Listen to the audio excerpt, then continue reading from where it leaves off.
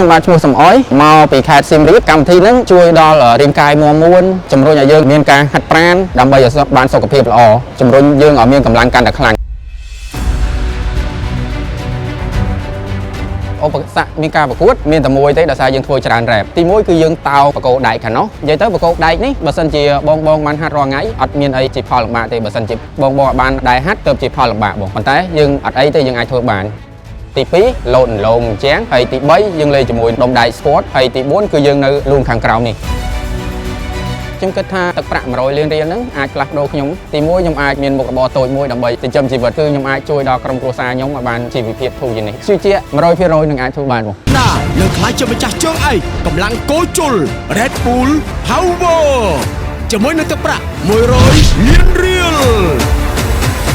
កម្លាំងគោជុល Red Bull Power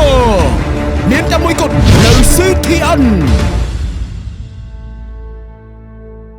បើភ្លាមឈ្នះភ្លាមរកខ្ញុំគាត់ពីជើងវត្តប្រា2025បន្តពីច្រើនរង្វាន់ពីក្រវិលកំពង់គួជុល